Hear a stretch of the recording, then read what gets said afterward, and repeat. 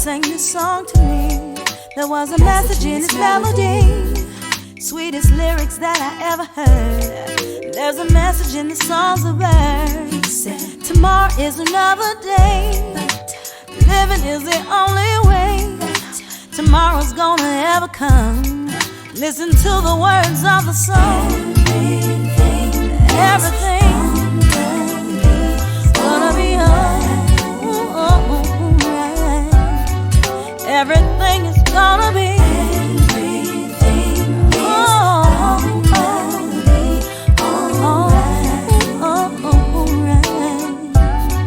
Greetings and thanks to all of you who are watching us tonight.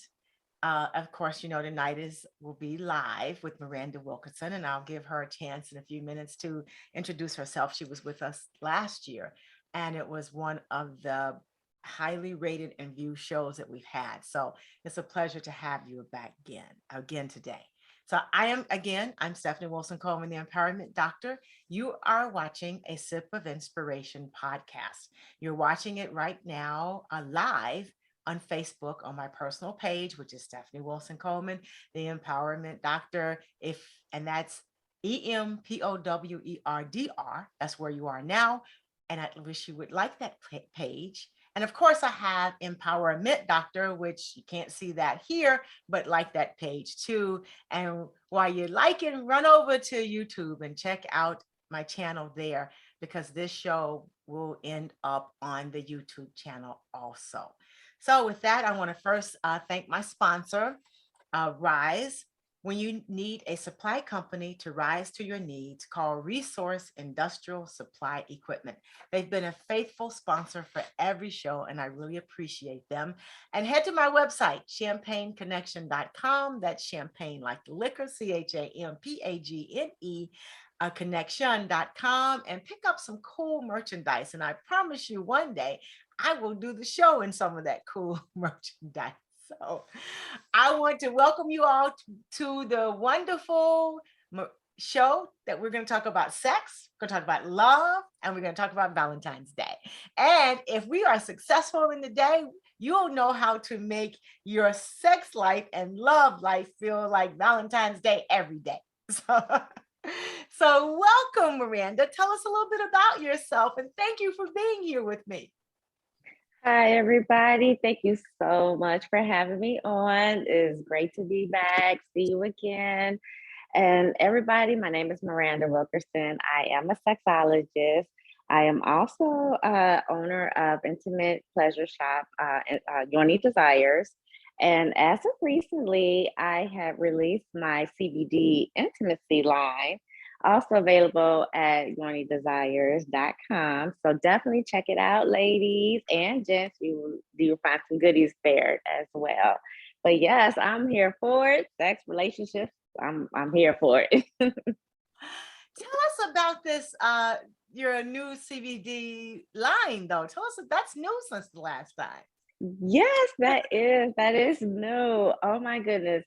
So I decided to jump into the CBD business and launch a intimacy line that incorporates CBD massage oils, also aphrodisiac oils that is great for women. Also CBD suppositories. That's great for a couple of things, a few things. I also have Delta 8 gummies, and of course we know that Illinois is a legal state. We have some other states out there that are legal as well in THC. So I have the Delta 8 gummies, and what else? Oh, and the CBD lubricant, which is also just the bomb. So yes, I decided to do that, and it's been great. It's great. Fantastic. Have you added any new and interesting toys to your line? Well, I decided to start incorporating some things for my men. And basically, I have started out small with cock rings. So with the cock rings, I feel like it's a way that my men can still achieve a good erection and last longer without having to take any medications. So, instead of taking a Viagra, try a cock ring first. That's right. No side effects from the cock ring. No side effects for the cock ring, you know. I mean, unless you leave it on too long, but you can leave it on there long enough to achieve the job. And as usual, I have a series of questions. And if you are watching, see me looking down on my phone, I'm actually trying to follow the show so that we can be sure that all of your questions are answered. So I'm not embarrassed or looking away, because I think this is a topic, as I say, that we need to talk about a lot. There are two things that we do on a regular basis that will affect our lives. One of them is how you use your money, which is what I talk about. And the other is your sex life, because if you're not careful, it can go all the way wrong. So we're going to talk about some of that stuff today. So, of course, my first question is, there's a lot now going on about sex, and there's this series on called Sex Life that we were chatting about earlier, and they talk about all things sex. But what should two people have in common to guarantee that they have a great sexual relationship?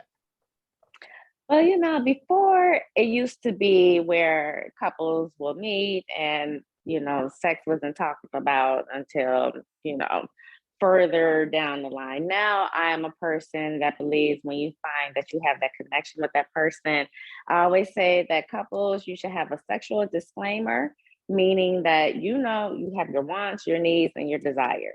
And that the both of y'all can come with this sexual disclaimer and be able to discuss this and see where you meet at and where there may be some differences at. And that way you can see if you two are compatible. Also, I believe that there is such things as low sexual energy and high sexual energy. If you are a person that has low sexual energy, you do not need to be with a person that has high sexual energy. I don't care, how nice they are. The sex will come around and will be a problem later on. So I definitely believe, yes, there has to be some chemistry, and not just the first 30 days or first 90 days chemistry, where you all in love and stuff like that. Like, you really have to know yourself. And so that's what I think that, with couples, this is what they need, or even before they become a couple. Like, you just have to put it on the table, be real with this person, especially this time in society. So you said low sexual energy and high sexual energy. So what would be considered low and what would be considered high? Because a lot of people who may think that they have a high sex drive and they don't.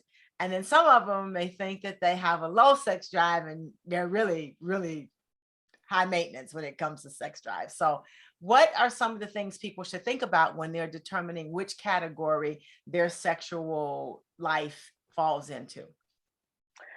Well, I would say a person that has low sexual energy is a person that does not put sex is not really high on their to-do list. If you're okay going, a couple weeks, few weeks without having sex, I would put that in the category of low sexual energy versus a person that needs sex every week, a couple of times during the week, that's the person that's every day. Exactly. Like, there's definitely different levels. And if you know that you can't keep up with that schedule, and I don't want to say schedule, but if you cannot keep up with that, there will be a disconnect eventually down the road. Okay, so and there's nothing wrong about your sexual needs. You just need to own what they are, right? Exactly. There's nothing wrong with that, because there are couples that do not put sex as a high priority in a relationship. They're more into it about the partnership, the intimacy, which is a very big part of relationships anyway, but they're more into that opposed to having sex, whereas there are some couples that they do meet and they want sex, it's important to both the male and the female. So there's nothing wrong with it. Like you said, you just have to own up to it and know who you are and know your audience. Okay, and you need to do that early instead of later, right? Because about 2 months, that's going to be a problem there. Oh, absolutely. That I always hear that, one of the biggest things that I get is, people who have gotten involved in relationships and they find out that they are not sexually compatible and they already involved in a relationship, but this is one thing that keeps tugging at them. Yeah. So if you find that you are in a relationship where you are not sexually compatible, can that be corrected? What kinds of things should you do? Because you don't want to toss to the side a perfectly good partner in other ways.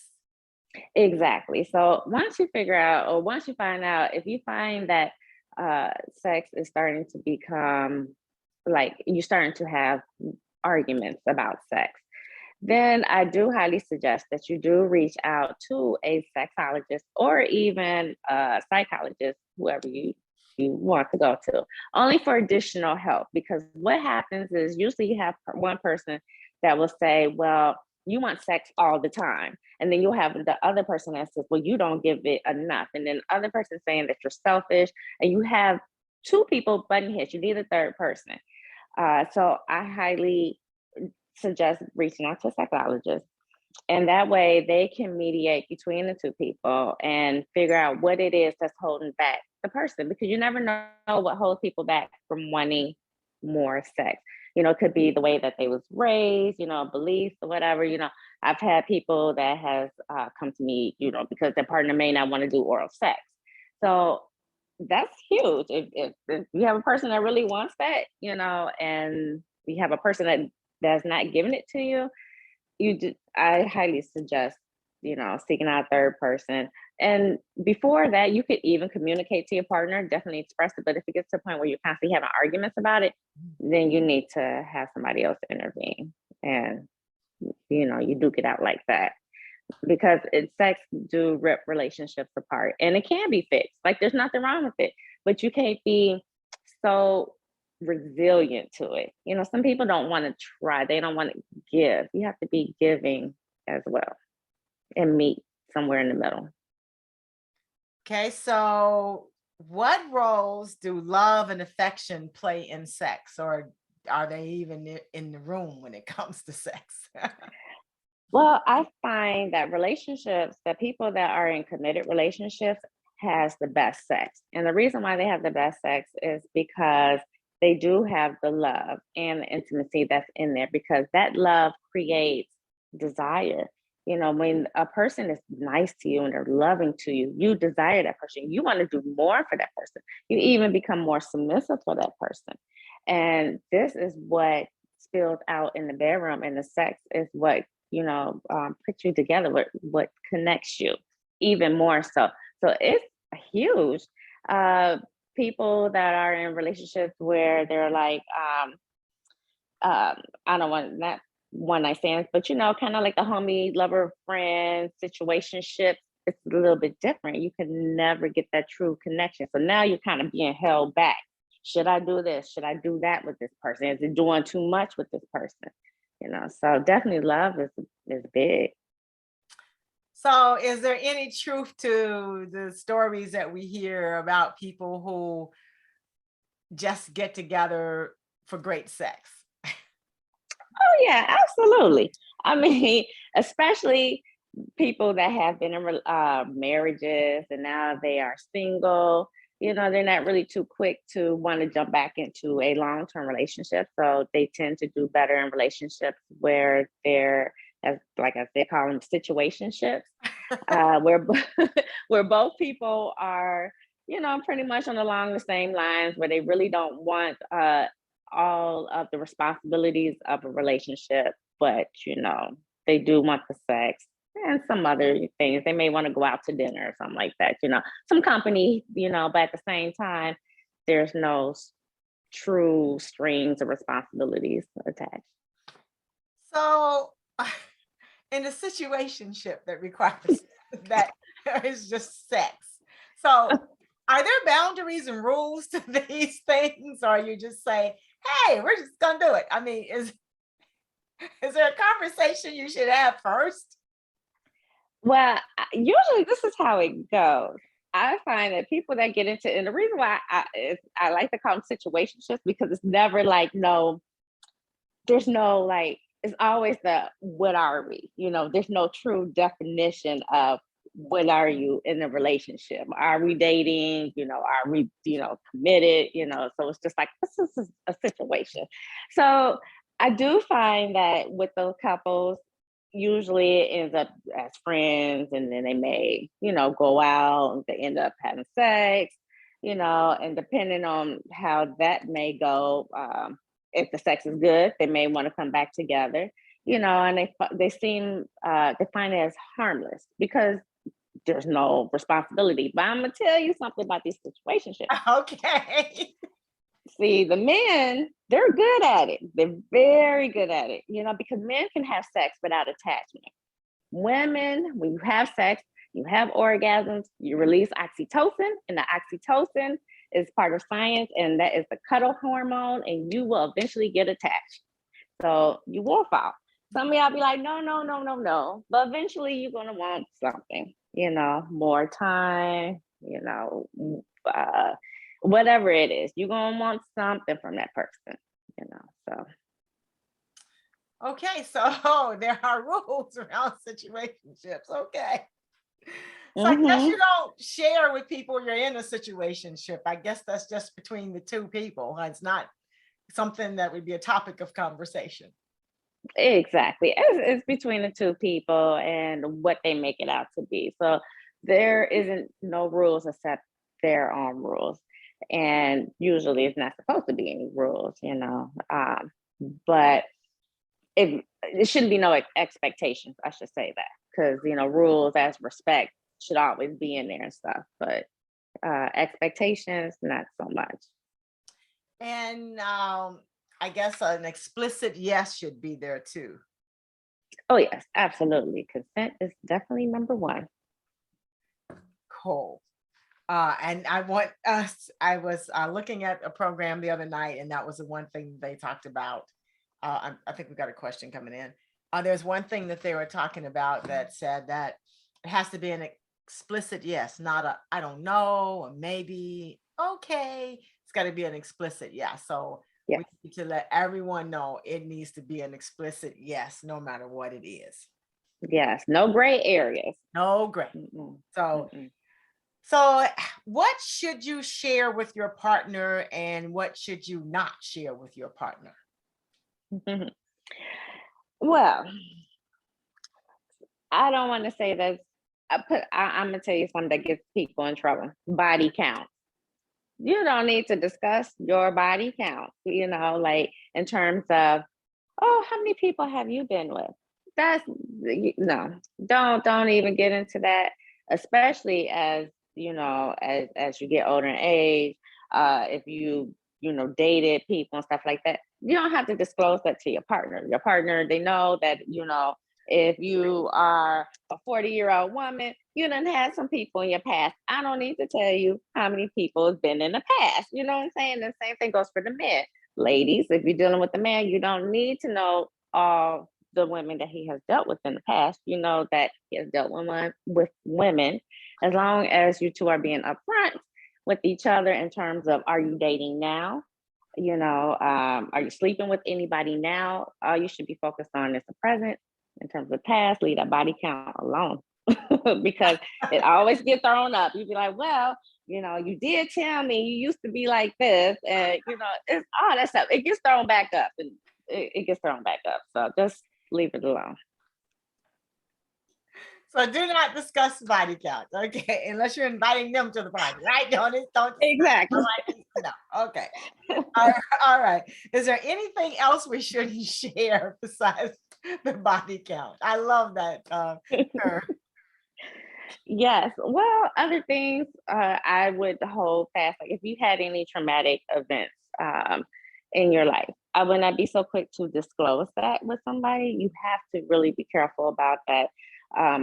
Who you disclose that with. You have to know that you can trust that person, because the person, once they find out your vulnerabilities, your weaknesses, they can always bring that back up. So I caution people on disclosing things that are very, very personal to them. Trust is a big thing. You have to know that you can trust this person with the information that you provide to them.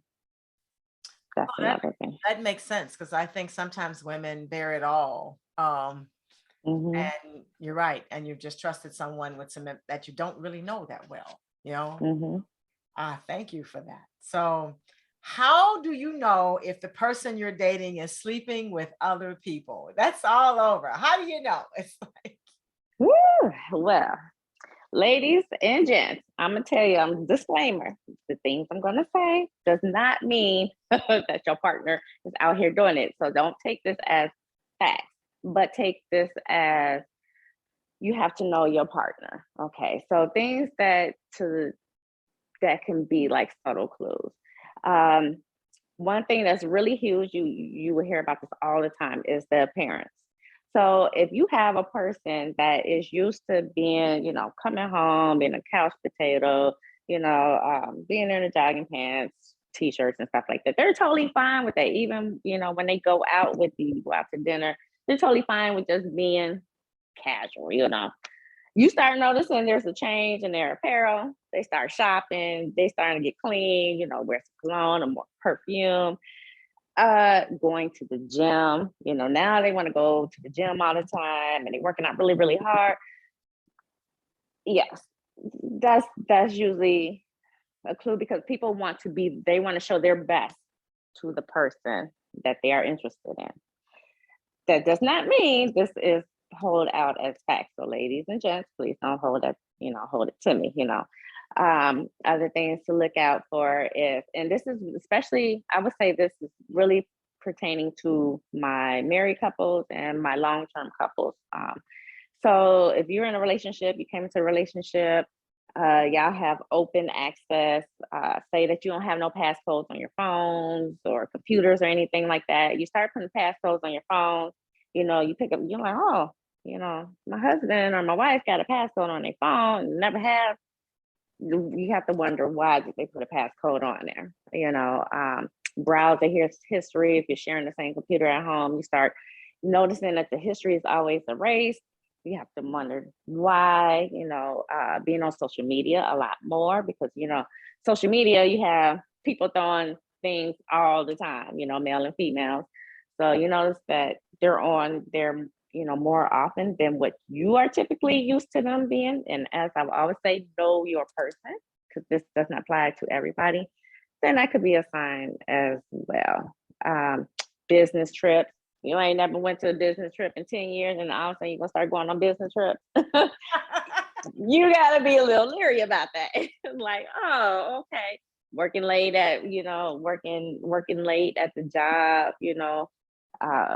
especially if you not heard about the new, because usually people tell on themselves. They be like, oh yeah, we got a new hire at the job or whatever. They'll say stuff like that, a new secretary, whatever, and then you notice that they're at the job a lot more. You never know. But I will always say, listen to your intuition. That I will hold that as number one. And your intuition does speak. So if you are feeling something in your gut and you don't typically have this feeling, then you have to wonder why. And this does not mean the person is sleeping around. It could just mean that there may be some type of disconnect in the relationship also. okay. What do you do if the sex is one-sided in the bedroom? One partner is doing everything to please the other partner, but the other partner is not doing the same. Oh, you're gonna have a sit down conversation about that and really, let them know some of the things that you like, especially okay, say that you're a person that I definitely use oral sex. You prefer oral sex. You want oral sex and you want your partner to be able to go down on you and stuff. I would definitely express that to my partner, find out what are the feelings towards oral sex. If they say, well, I haven't really thought about it, I've never done it before. A lot of times, some people may not do things because they haven't done it, or they may feel like they may not do it correctly. So I wouldn't get upset about it. I would just approach them with it and see where their mindset is towards it and see if you can explore it. especially if you have a partner that will be willing to explore it. Don't be afraid to approach them with it. It's all about the delivery. Don't come to them at, well, you don't ever do this and you don't ever do that. That's not going to work. It's all about the approach. Okay. All about the approach. Okay. Mm-hmm. Okay. We talked a little bit about situationships, which would be casual sex. So I just thought one of my questions is it really possible to have a situationship or casual sex with someone and there are no strings attached? Only in the beginning. I believe that it's only situationships are only good for short term. Unless two people are truly okay with not wanting to be in a relationship. But I find that the women are usually the ones that will cave first. Men will cave, but women are usually the ones that will cave first, due just because of hormones. Yes, it can be, but somewhere along the line, somebody's gonna want something. They're gonna want more. Somebody will eventually, because you can't deal with a person for all of years time. The only way that can happen as a situationship is if the person say that, like, you have two married couples that are cheating. You think, yeah, of course you can you can last in a situationship because both of y'all got situations as well, so that works. But if you're just two single people trying to do that, oh no, eventually somebody's gonna cave. Okay. And somebody's gonna want something. So we make sex incredibly complicated. Why is sex so complex? Oh, because they threw the Bible. Basically, it's true. I mean, and I don't want to blame it on religion alone, but it's definitely due to your values and the way that you was raised. And a lot of it does start from religion, because in religion, they tell you, no sex before marriage, everything that you do should be in the confines of your home, everything is very private, this is how people are like brought up. So it's not talked about, it's hush hush. So when you hear about Sally Mae that may be doing anal with her husband, y'all are gasping because Sally is getting it in the, it's because it's not talked about. But if people actually took a peek into other people's homes and actually really seen what was going on behind closed doors, they'd be surprised. And I think as a society, if we talked about it and then be more open so we can have questions and be able to have answers, things would be so much better. But they continue to have sex as a taboo. It's supposed to be safe, it's sacred. And it is sacred. It's definitely sacred. But you have experts out there that can talk about it, and we could just do better as a society and prepare people more for the real world. So, okay, so we have these issues around it. So what do people then consider just normal sex? Because isn't it all sex? But evidently there's normal sex and not so normal sex. Well, normal sex would be, I don't want to say just like missionary, because missionary, doggy style, just your regular sex that you have between two people. I believe that sex starts to grow a little bit more when you do explore things like with anal sex. Because not everybody, I can guarantee, a lot of people not having anal sex.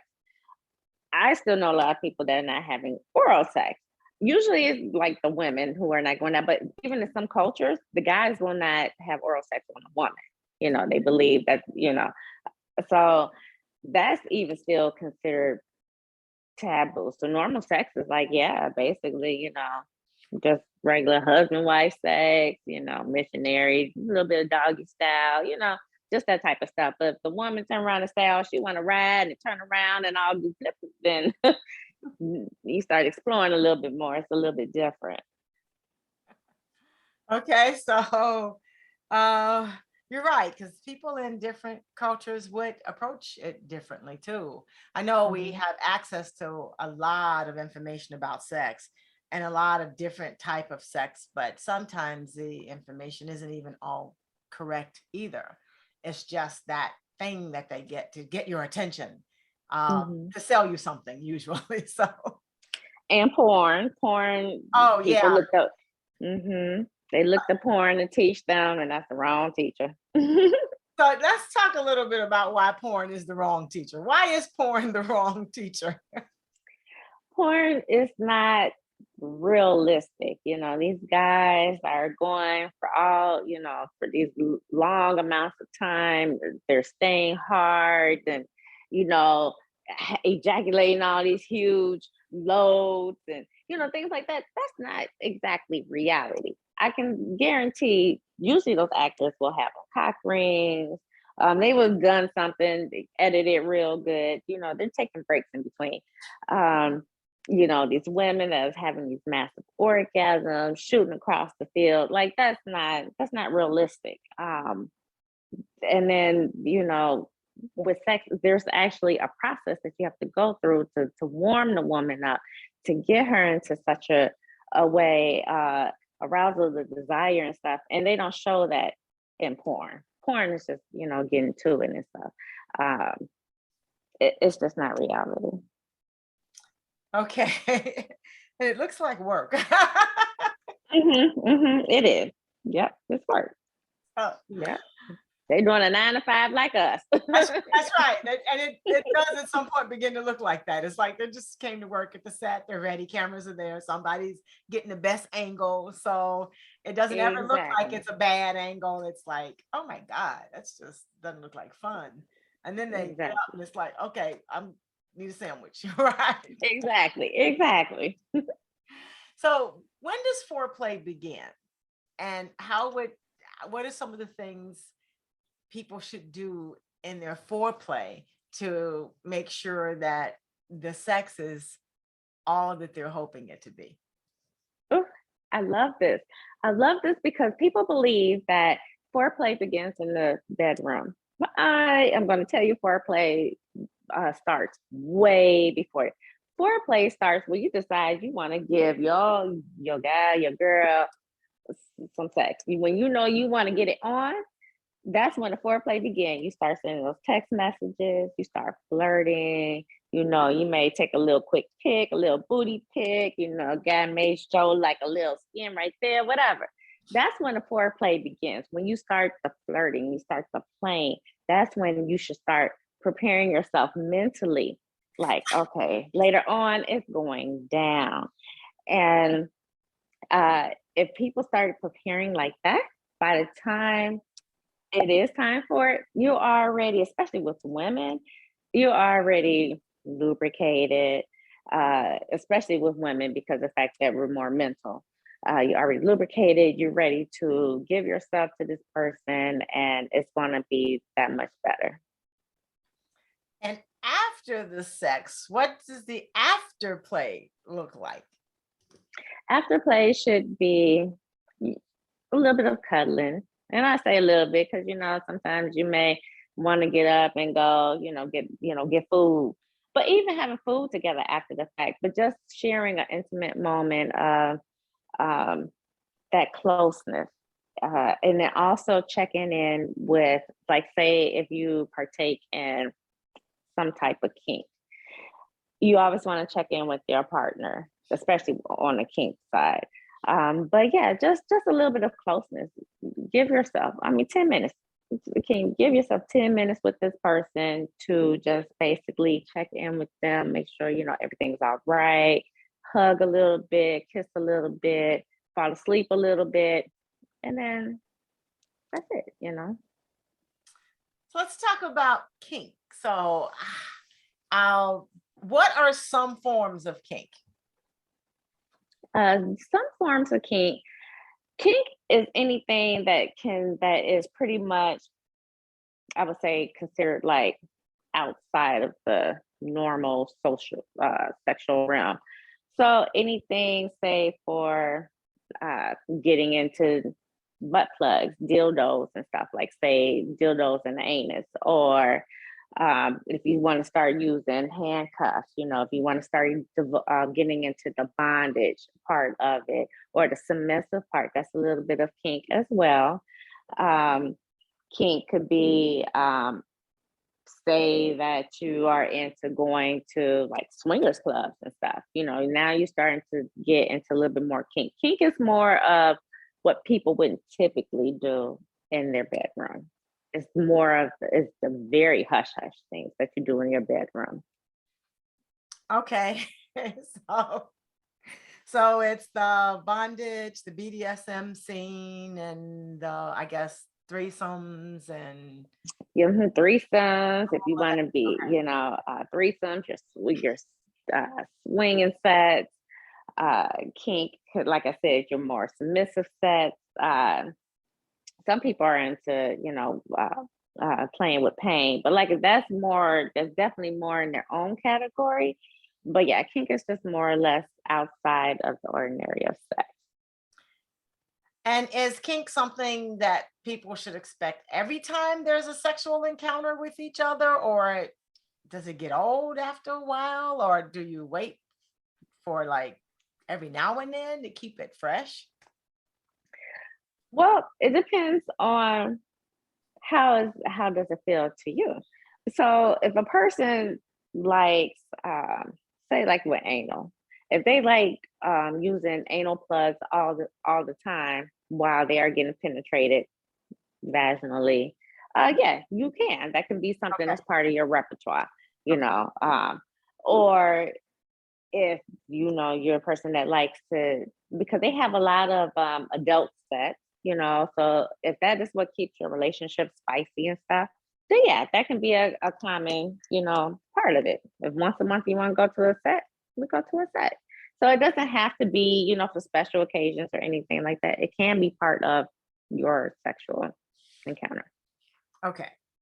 Mm-hmm. So what about masturbation? How important is masturbation in a relationship? Very important. This is one of my things I preach about all the time with masturbation. It is healthy. There are times that you need to be alone and get one off for yourself and just reconnect with your body. And just tell for yourself to say, I love you, especially with the women. But with the guys, I mean, women are not going to want sex as much as men. So it's okay if your man sits up there and decides to have a session on his own, the kids and the wife is gone or whatever. He got the house himself. He decides to get one off. It's totally fine, and it's healthy. In terms of women, stress relievers, you don't always need to have somebody to get you off. It's totally okay to get yourself off. And when you do it in a relationship, you still keep that flow going. Like you still keep that sexual energy flowing through the relationship. Oh, fantastic. Because I think that's one thing that used to be considered taboo too. Mm-hmm. Unless you're watching porn. It's like Exactly. And it's like, no, it should definitely be part of, of just good old sexual health, checking in with yourself. Are there other countries that have a more liberal view of sex than we do in the US? Definitely, you will find more European countries that are more liberal towards sex. Countries such as Greece, Russia, Finland, New Zealand. Actually, New Zealand, which is really surprising because New Zealand is very, with the women, New Zealand is at the top with the women, right? And yeah, they are very sexually active, and running it. The women speak about it proudly over there. They are getting it over there. And then like with the other, like with Greece and Russia, they are definitely having a lot of sex. And the way I found this research was actually through Durex condoms. They actually do they do their own research based off of how many condoms are being sold into these countries and stuff. And so they're basically seeing like the amount of protection, and also porn is another way to figure out like which countries are very highly freaky. So, but Europe is very, yeah. The European countries are high up there. I am surprised about New Zealand just because I never thought about it. But when you get a picture of Russia, it's like, really? It's like, okay. Well, they drink a lot of vodka, and I vodka can make you do some things. I thought it was gin that made you sin. Oh yeah, that will too. So, sex on the first date. I know we talked about this last year, but sex on the first date. What are the do's and don'ts? What's your advice? It's like, should you wait? Should you not wait? So, because a lot of people are rushing it. Oh, they are, especially like with apps like Tinder. Oh, you can go on Tinder and definitely find a hookup for the day. Sex on the first date, basically protection. That's going to be number one. They even have kits now called PrEP. PrEP is HIV PrEP. If you know that you're going to be out on a prowl, you can start prepping yourself beforehand. That like it's supposed to lessen your chances of being able to contract HIV. But basically, that's my big thing. And then also knowing who you are going to have sex with. So I do not advise people to meet somebody on Tinder that same day and go have sex with them, because bad things do happen. But I say vet the person a little bit more online. And you can kind of tell if they're on there for sex or not. And if you're down for it, you meet them first, meet them in a public place. And if you decide to have sex on a first date, then definitely go to a hotel that has cameras in there. Don't go to a, no rinky-dink motel or whatever. Go someplace that will have you on camera and have them on camera. That's my best suggestion for that. And then also, like I said, having your prophylactics available and making sure you give consent and have consent for the whole entire session. If you feel like the person is not respecting your boundaries, you need to go, because it's not going to get any better than that. And so, and I really want to stress that now, because now it seems like things are they're not as safe as they used to be. You hear about this all the time now. The social media is so easy to hook up with somebody. So I really want to say, like, the one night stands, you really got to vet your person out and go someplace that you can get the person on camera. Have your records, let somebody know where you're going, let them know who the person is, what car they are driving, everything. Take your own separate car.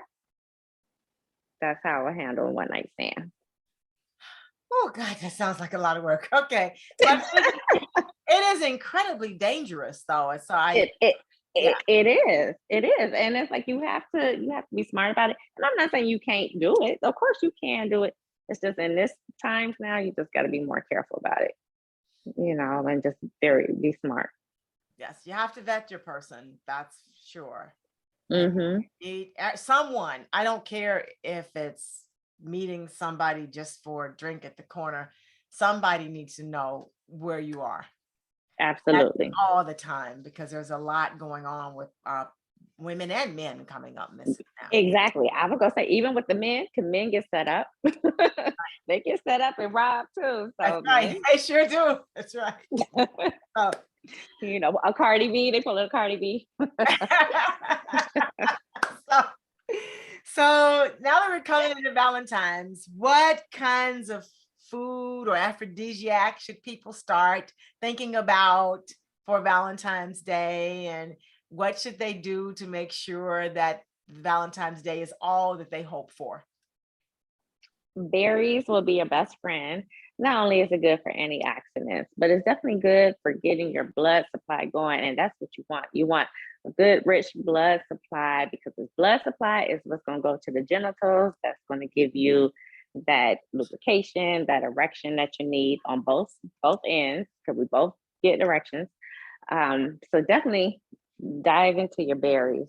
And guys, eat your watermelon. Well, watermelon's not really in season, depending on where you are, but um, definitely your berries. You know, your blueberries you can still get.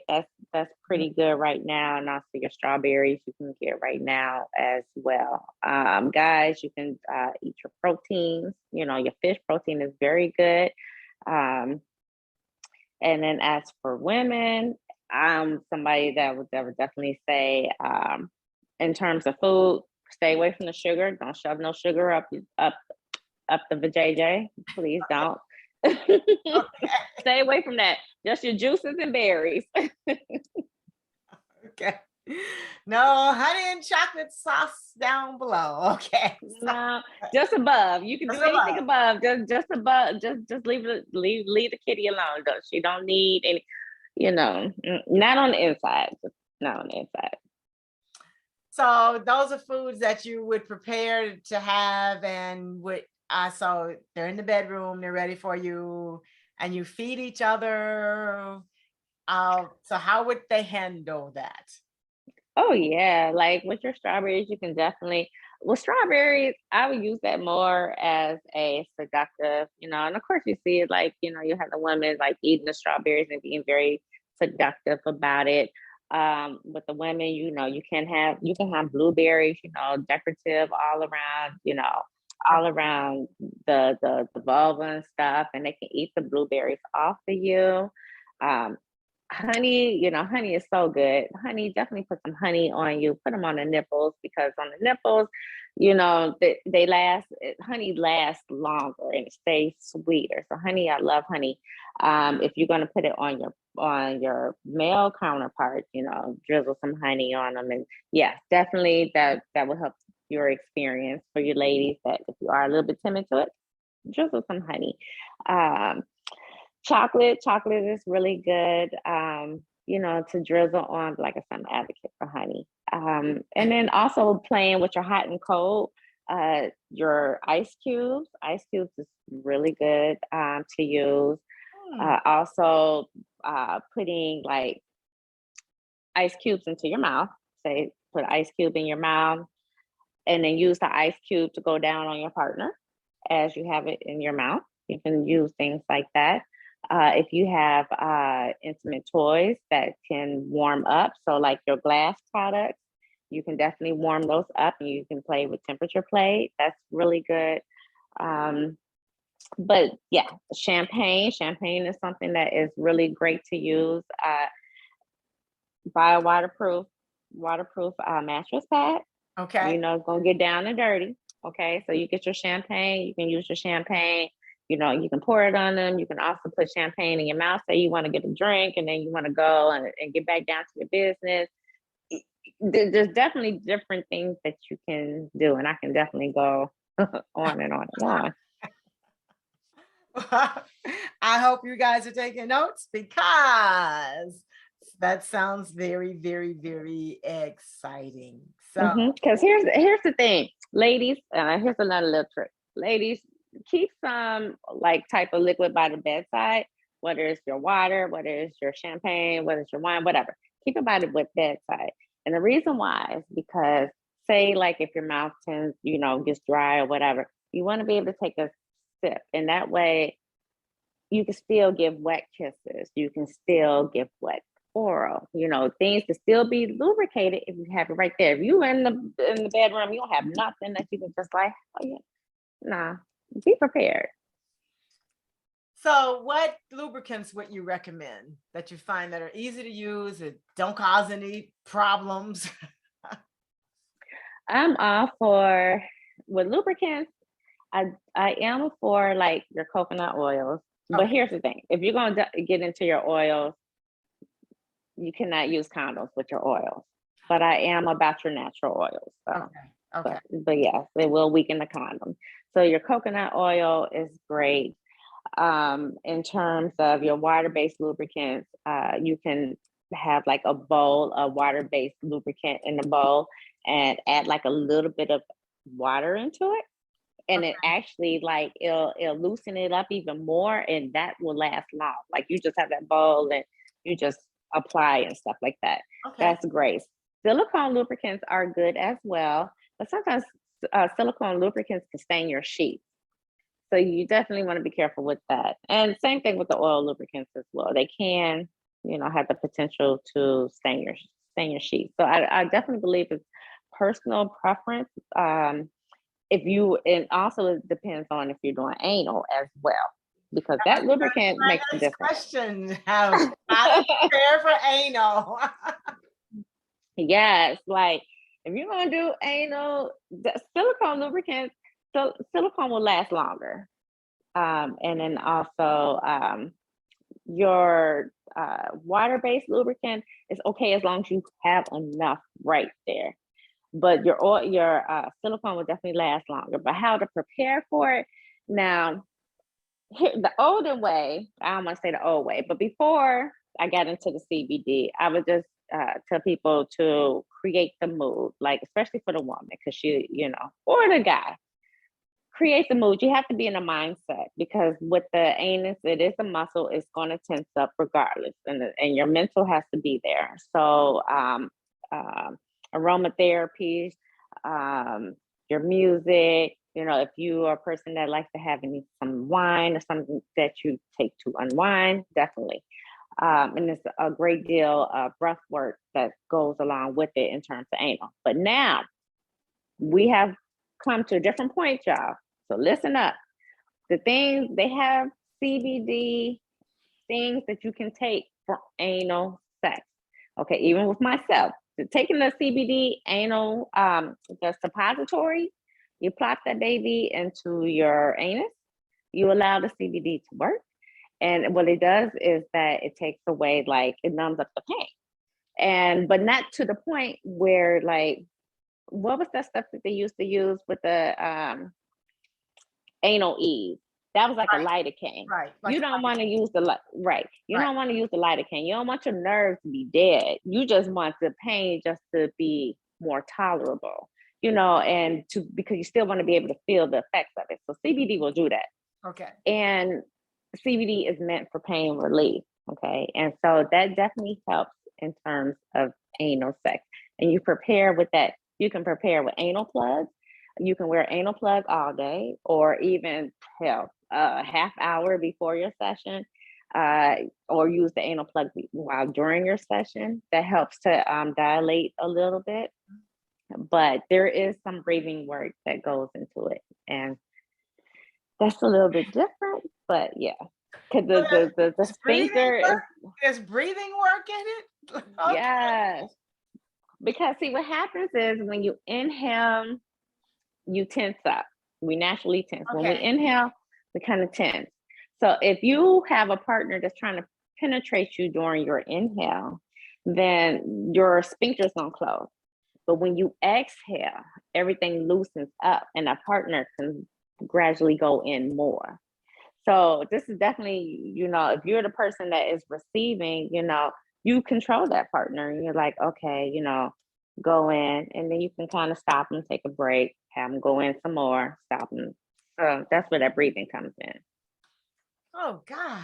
Okay. I didn't know. See? Mm-hmm. See, thank you. It's just see what you realize you don't know. Okay. So what sexual practices do you believe should be involved in regular sex? Touching. So some people don't have habits or practices. So let us know so we can take notes. I definitely believe touch should always be number one in sexual practice. And the reason why I say touch is because touch is what's going to make your partner feel at ease. So whether it's the stroking their hair, their head, the stroke of their neck, using your fingers, using your tongue, touch should be definitely number one, because our skin is like one of the greatest receptors of all of pleasure. So touch should be heavily incorporated. Don't be in a rush. Take your time. Quickies are a different thing. If you're going to have a sex session, then touch needs to be there. Kissing should be involved as well, in some type of form. those two things I would say would be my top thing. And of course, the desire needs to be there. So we know this is not a quickie, but how do you prepare for a quickie, or is it just really a quickie? It really is just a quickie. You can't really prepare. It's like one of the things like when the moment hits you, when your partner's feeling it, you feeling it, and you like, well, come on, let's just get it. And you don't have to prepare because it's like your body is already feeling it and they're already feeling it. So usually when you have your quickie, both people is already ready for it. Okay, so we talked about the food and the liquids, and then how to prepare for the sex. So after the sex, and how do you decompress? What do you do next? Do you jump up and put your clothes on and say, see ya, or I'm gonna go watch TV? So what happens next to make sure that that sexual experience is always on the list of your, oh man, that was great? And definitely checking in with their partner, asking your partner after the fact, when the sex is good and complimenting them. I think it's important to let your partner know how great they were. If you are really feeling great, you're feeling at ease, you're like, baby, that was good. I really enjoyed you. Saying little things like that, I feel like it amplifies the connection. I mean, even if it is a situationship, at least that person you both know that you both completed the task. You both pleased each other. And I think that giving that recognition, I think that's big. Cuddling is fine. Food, I always feel like it's a great thing. It's a great way because, food is always, what they say, a food away to a man's stomach, a man's heart is through his stomach, After that, have some food or have some dessert or, just have a little bit of time with that person. And my last question is, what are some sexual practices couples can do during impotency? That's good. A lot of masturbation. Masturbation, when you have an impotent partner, and this is why touch is so important across the board. When you have an impotent partner, it's important to touch your partner and masturbate with your partner. So if you find that the male is impotent, start massaging around like the inner thighs, start massaging the testicles because they are, sensitive. And then also the prostate is right there. So, kind of stimulate that to kind of, to see if you can get that sexual energy flowing with your partner. And then the partner who is impotent, your friend, best believe and please allow the toys to be your best friend. Allow the toys to be the extension to your hand. So if you are a partner that is impotent, have the best toy that your woman or male partner likes. You know what I'm saying? Make sure that's something that they like and you use it and you caress them with it, and you can still make love to your partner with that toy because it is an extension of your hand. So don't be afraid to use other ways to please. Talking, being able to have sex talk in it and get into the mental aspect of it, because mental plays a big part. That's what you can do with the person that is impotent. Of course, your oral sex and things of that nature. But well, thank you for that. But I want you to now tell everyone how they can get in touch with you if they have questions, if they want to buy sex toys, because you've got a whole line of things. So how do they get in touch with you, and how can they make purchases from you? hey, you can definitely go onto my website. It's www.hornydesires.com. And actually, I'm excited about that because it's a brand new website. And so it's very intuitive. It's great. It works well with the customers, and there's also a blog that's on there if you want to read things about sexual sexual intimacy things, or even I share some personal stories. Not a lot, but sometimes I do put them on there. Um, and then also the CBD line is on there as well. So you can definitely go to that website and shop there. It's also on Etsy. It's on under Yoni Desires Crystals. You can find me on Etsy there. And then also I'm on Instagram, Yoni Desires, or you can just go put my name in, Miranda Wilkerson, and you can find me on Instagram. I have 2 sites. Basically, if you put in my name, you can find me on YouTube. Okay. You can find me on TikTok under Miranda Sexpert. I do a lot of films on TikTok, which goes pretty well for me as well. So yeah. Okay. I'm not too hard to find. Okay, so she's not too hard to find. So I encourage everyone to go out, visit her website, and she's all over social media, so it won't be difficult for you to find her. And treat yourself to some of the new sex toys that she has, because sex is an incredible, important part of who we are as people. And if we're going to do it, it should be good and we should do it right. Yes. So, absolutely. We've come to the end of the show, and I want to thank you for being here again with us today. As always, I learned a whole lot. So hopefully the people who continue to view this show on all of the places you can get your podcast, I will also learn a lot and sort of open up a little bit on trying some new things. As I always say, may this day offer you just what you need in each unfolding moment. Do not go gently into that good night, but find a heel worth dying for and take it. Be the person that you've been waiting for. Make today so awesome that yesterday gets jealous. And above all else, do it your way. I'm Stephanie Wilson-Coleman, the Empowerment Doctor, and life is too short to drink cheap champagne. Thank you, Miranda, for this enlightening episode. Thank you very much for all the knowledge, and I look forward to having you again. Thank you. Hi, I'm Stephanie Wilson-Coleman, the Empowerment Doctor, and I'm here today with the 4th tip for taking control of your finances. We are going to look at ways to increasing your income. Start to sell some assets that you don't need or rarely use. Consider taking a part-time job, even if it's on a temporary basis or a seasonal basis. Look at ways to turn your hobbies into secondary sources of income. I know most of you have some fantastic hobbies that could make you some great income. And then create multiple lines of passive income streams. Give one of these or all of these a try, and I'm sure you'll be successful in increasing your income. This is Stephanie Wilson-Coleman, the Empowerment Doctor, and as I always say, life is too short to drink cheap champagne. Bye now.